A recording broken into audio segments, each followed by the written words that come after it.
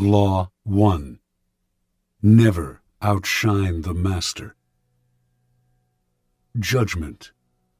Always make those above you feel comfortably superior. In your desire to please and impress them, do not go too far in displaying your talents, or you might accomplish the opposite, inspire fear and insecurity. Make your masters appear more brilliant than they are, and you will attain the heights of power. Transgression of the law.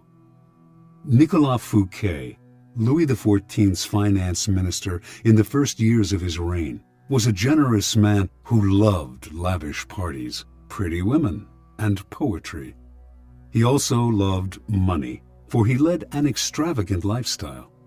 Fouquet was clever and very much indispensable to the king. So, when the prime minister, Jules Mazarin, died in 1661, the finance minister expected to be named the successor.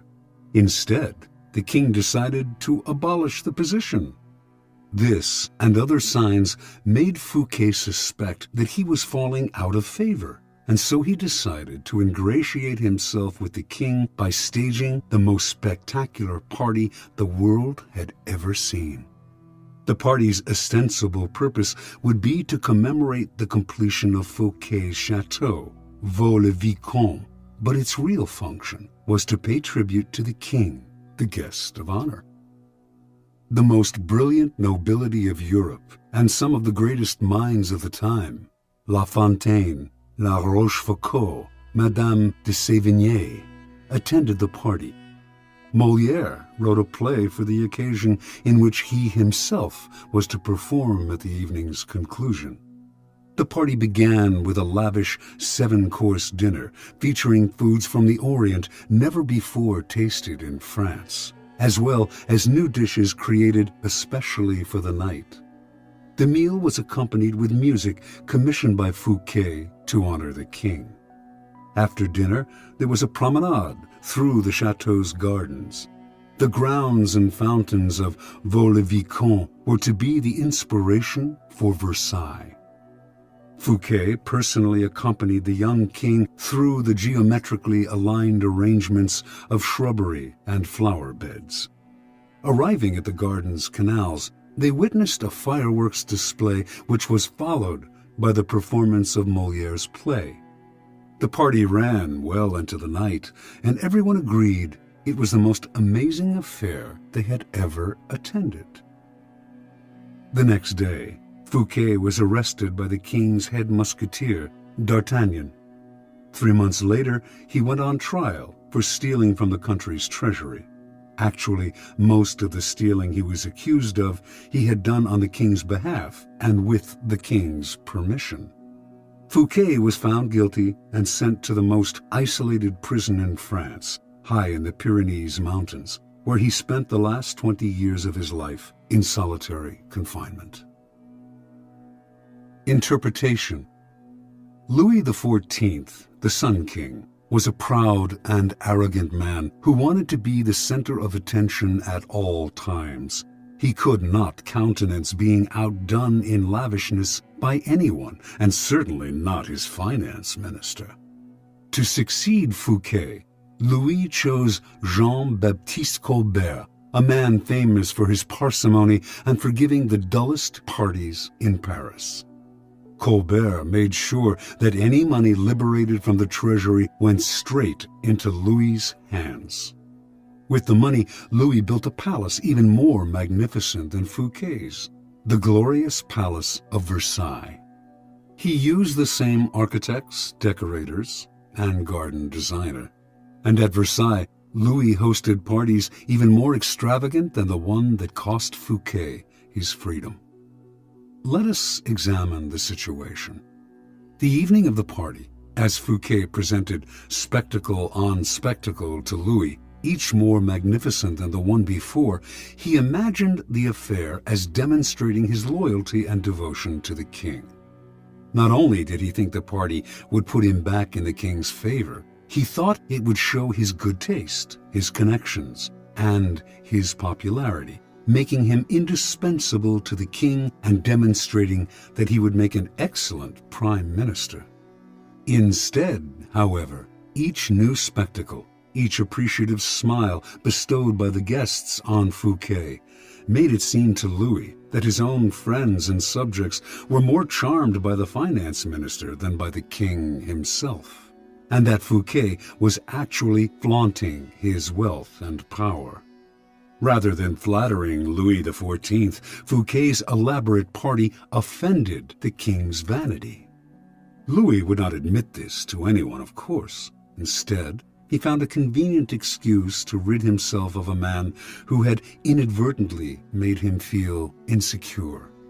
Such is the fate, in some form or other, of all those who unbalance the master's sense of self, poke holes in his vanity, or make him doubt his preeminence. Observance of the law.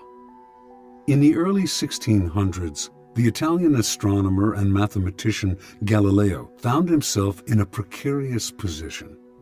He depended on the generosity of great rulers to support his research, and so, like all Renaissance scientists, he would sometimes make gifts of his inventions and discoveries to the leading patrons of the time. Once, for instance, he presented a military compass he had invented to the Duke of Gonzaga. Then, he dedicated a book explaining the use of the compass to the Medicis. Both rulers were grateful, and through them, Galileo was able to find more students to teach. No matter how great the discovery, however, his patrons usually paid him with gifts, not cash. This made for a life of constant insecurity and dependence. There must be an easier way, he thought. Galileo hit on a new strategy in 1610 when he discovered the moons of Jupiter. Instead of dividing the discovery among his patrons, giving one the telescope he had used, dedicating a book to another, and so on, as he had done in the past, he decided to focus exclusively on the Medicis. He chose the Medicis for one reason. Shortly after Cosimo I had established the Medici dynasty in 1540, he had made Jupiter, the mightiest of the gods, the Medici symbol, a symbol of a power that went beyond politics and banking, one linked to ancient Rome and its divinities. Galileo turned his discovery of Jupiter's moons into a cosmic event honoring the Medici's greatness.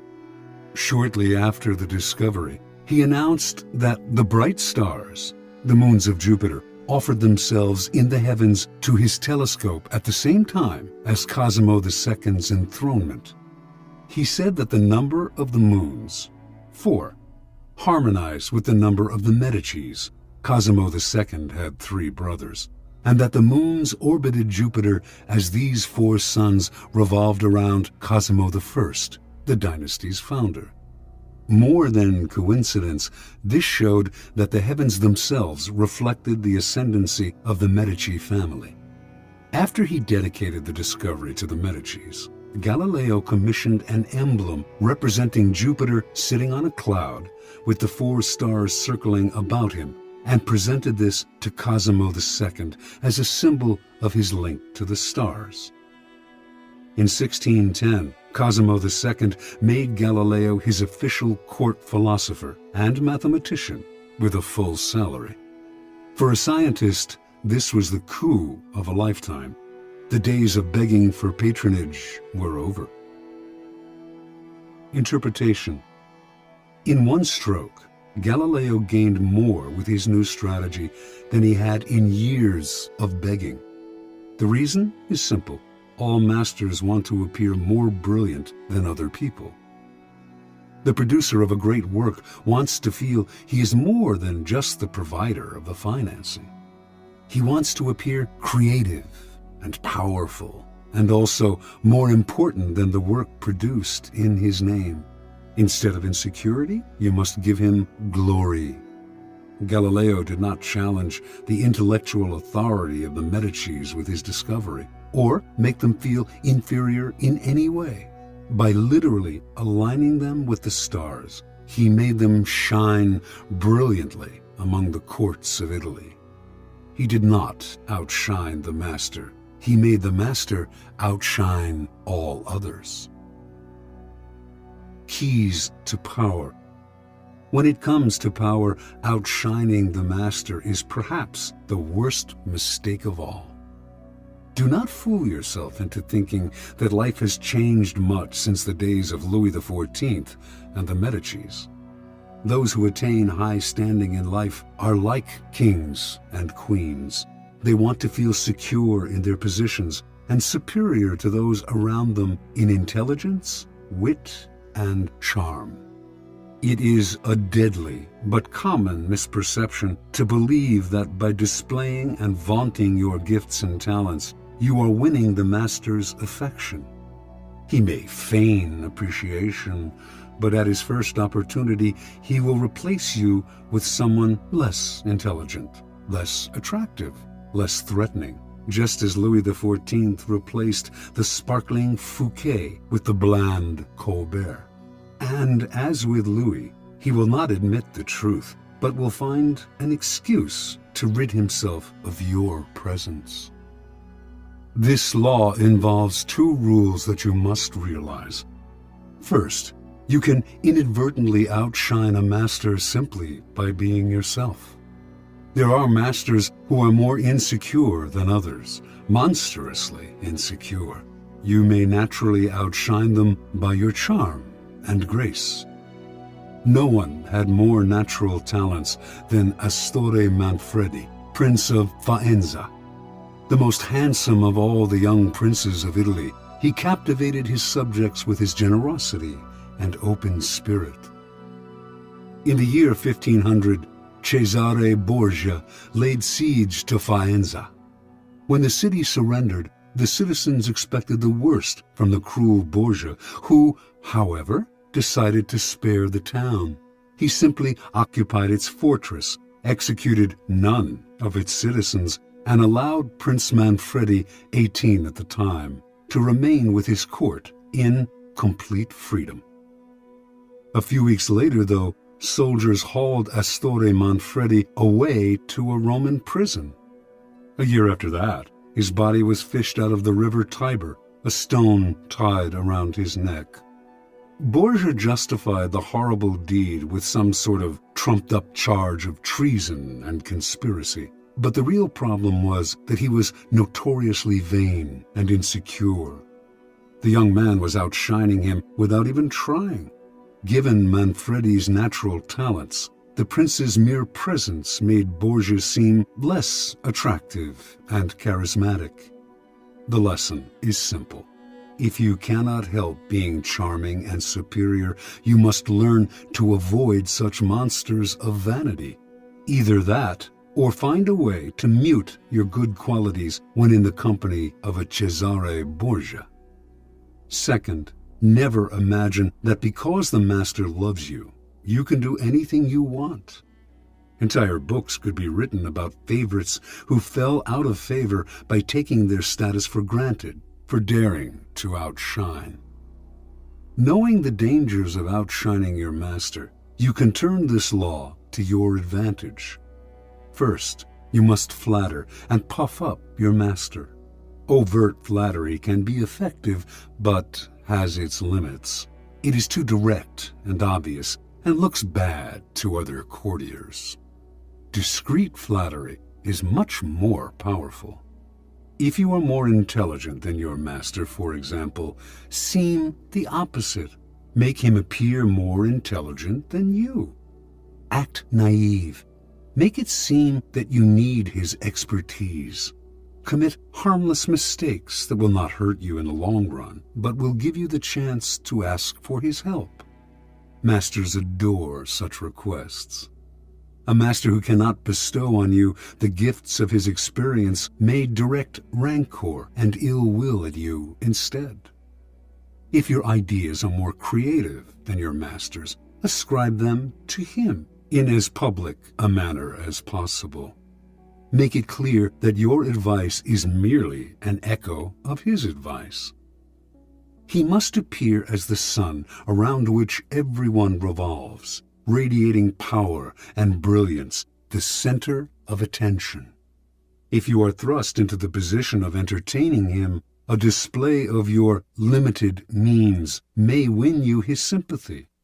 Any attempt to impress him with your grace and generosity can prove fatal. Learn from Fouquet or pay the price. In all of these cases, it is not a weakness to disguise your strengths if, in the end, they lead to power. By letting others outshine you, you remain in control instead of being a victim of their insecurity. This will all come in handy the day you decide to rise above your inferior status. If, like Galileo, you can make your master shine even more in the eyes of others, then you are a godsend, and you will be instantly promoted.